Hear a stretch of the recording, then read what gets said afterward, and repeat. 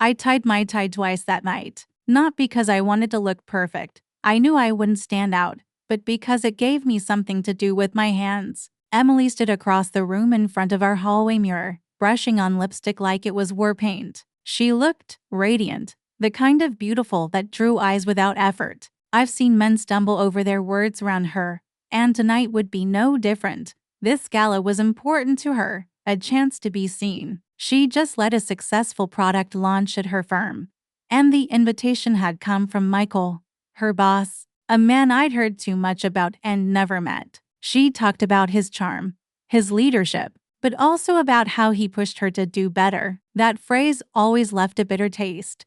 We arrived to the clink of champagne flutes and laughter that felt louder than necessary. I stayed a step behind her as we walked in, the way most men do when their wives shine brighter than the chandelier overhead. It didn't bother me. Not at first. Then I saw him. Michael made his entrance like a politician, shaking hands, kissing cheeks. His confidence filled the room before he even said a word. When he spotted Emily, something shifted in his posture, like a hunter catching scent. He walked straight past me, arms open, beaming like she was the guest of honor and not just another employee. "Emily," he said, and his voice carried, "You look unreal." I extended my hand as he approached. He didn't take it. Instead, he kissed Emily on the cheek and said, "You didn't tell me you were bringing someone." My hand was still hanging in the air when he turned to lead her inside. That's when I realized I wasn't here as her husband. I was the ghost in the room. No one said it out loud, but the message was clear. I didn't belong. He had cast himself as the leading man,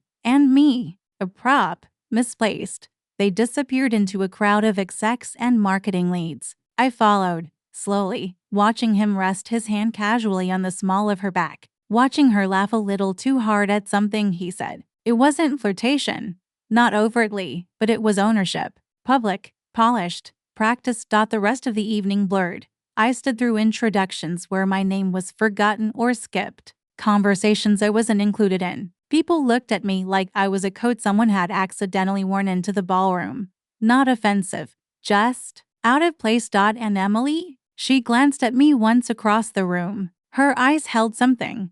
Regret? Apology? I couldn't tell. But she didn't come over. Later, Michael made a toast to the launch team, called Emily his secret weapon. Everyone clapped. I stayed seated. By the time dinner was announced, I had memorized the pattern of the tablecloth in front of me. Silence was easier than pretending. I didn't say a word on the way to the dining room. I didn't have to. My mind had already begun working. Not on revenge. Not yet. But something quieter, something sharper. Tonight, I would let him play king. Tomorrow, I would start dismantling his castle, brick by brick. The clink of silverware and soft jazz filled the ballroom like fog, polite, performative, suffocating. I took my seat at the far end of the round table. Michael had, of course, claimed the center, with Emily placed neatly beside him. They spoke in hushed tones, his arm draped across the back of her chair like it belonged there. From where I sat, I could see the tension in her shoulders. She was smiling. Yes, but it was tight, rehearsed. The way a person smiles when they've forgotten how to say no. At first, I told myself I was imagining it, that maybe this was just her work face, her professional charm. But the more I watched, the more I recognized the subtle signs, the way she flinched when he leaned in too close, how her hands stayed folded in her lap and touched. She laughed at his jokes, but didn't look at him when she did. She looked at me. Once. It was fleeting, but it was enough. Our eyes met across the flickering candlelight of the table, and in that one glance, she said everything she couldn't say aloud. I didn't ask for this. I don't know how to get out of it. Michael was oblivious, too wrapped in his own performance. He toasted again, this time not with champagne, but with smugness. He raised his glass and said, "To leadership, and to the women who make us look good." The men chuckled. The women smiled tightly. Emily looked down, and I watched. Every time she tried to shift the conversation to someone else, he pulled her back. "What about your next pitch, Emily? Tell them about your idea from last week." He was parading her around, not as a team member, but as his trophy. He knew what he was doing, and so did I. At one point, Michael stood to greet another executive. The moment his chair slid back, Emily stood too. She didn't come to me. She didn't say a word, but she walked slowly toward the edge of the room, to the open balcony just beyond the velvet curtains. I followed, quiet as breath. She stood with her arms resting on the railing, city lights below. One kept a few feet between us, close enough to speak, far enough to give her choice. I didn't think it would be like this, she said softly. I still fixed on the skyline. I know, I replied. He used to just be intense. Now it's like he owns every room I enter. I didn't tell her what I saw. I didn't need to. She was living it. I can handle it, she added. Too quickly, I nodded. I'm not here to take over. I'm just watching. She finally turned to me. Her eyes looked tired in a way I hadn't seen before. Not from work, from holding back. You okay? She asked. I smiled. Barely. I'm always okay. But I don't like watching someone claim what isn't theirs. She blinked, and something inside her relaxed. For the first time that evening, she wasn't on stage. Michael's voice called from inside, Emily, they're bringing out dessert. She turned to go, but this time, she touched my hand as she passed. Not much, just enough. I walked back inside and returned to my seat. Michael leaned in to whisper something to her, probably another thinly veiled compliment. I didn't interrupt. I didn't flinch. I was circling now, quiet, patient. Like a hawk. Dinner arrived in delicate portions, plated elegance no one truly ate. The room hummed with false praise and forced connections. But beneath the buzz, a storm was forming. And Michael, oblivious, was still grinning like he'd already won. He was charming everyone around him. The interns, the board members, the spouses. The perfect image of a confident leader. But it wasn't charm. It was conquest. And tonight, his victory lap centered on Emily. When dessert arrived, something expensive with gold flakes and edible flowers, Michael stood again, tapping his spoon against his glass. The room dimmed just slightly as the spotlight circled back to him. And her. I just want to take a moment, he said, his voice syrupy and loud enough for all to hear, to acknowledge the brilliance behind our success this quarter. Everyone raised their glasses out of habit.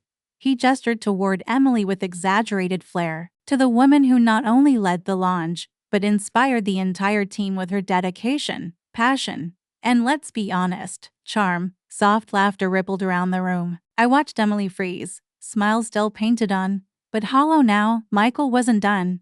He walked behind her chair and placed both hands gently, possessively, on her shoulders. Let's be real, he added, chuckling. She's the real boss. I'm just smart enough to stand next to her. The table clapped. Some laughed, some didn't. And then, he pulled out her chair. Emily, why don't you stand? She hesitated. Her hands tightened around her napkin. But she stood, slowly, the way someone rises when cornered. Ladies and gentlemen, Michael said, his glass held high. To Emily, the star of the night, applause. I stayed seated. Emily glanced at me once, and in that moment, I saw everything she wanted to say but couldn't. Not in that room. Not with those eyes on her. Not with his hands still near. And something in me cracked. Not loudly, not explosively, silently, like glass under pressure. I stood, calm, slow, deliberate. Michael turned toward me, amused. The husband speaks, he said with a laugh, as if I were a party trick finally joining the act. I didn't smile. You've said enough, I replied. The room quieted, forks pausing midair. Michael's grin faltered. I've watched you parade her around tonight like a show pony, I said, still steady. But she's not yours to toast or touch. A few gasps broke the silence. Emily looked down, not out of shame, but to hold back tears. Michael scoffed. Relax, man. It's a compliment. You should be proud. I am proud, I said. Proud enough not to let her dignity be the price of your performance.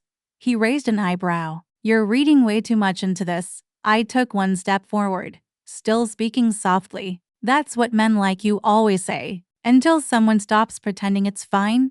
The tension in the room was thick now, heavy, electric. You could feel it in the air. The shift, Michael tried to laugh it off, reaching for his wine. Well, to boundaries. Then, he raised his glass again, but this time, no one followed. Emily remained standing. Her hands didn't tremble anymore. Slowly, without asking, she walked around the table toward me, past Michael, passed the performance. She reached for my hand under the soft golden light of the chandelier and held it. That was the toast that finally mattered. And no one clapped, because for once, the performance was over.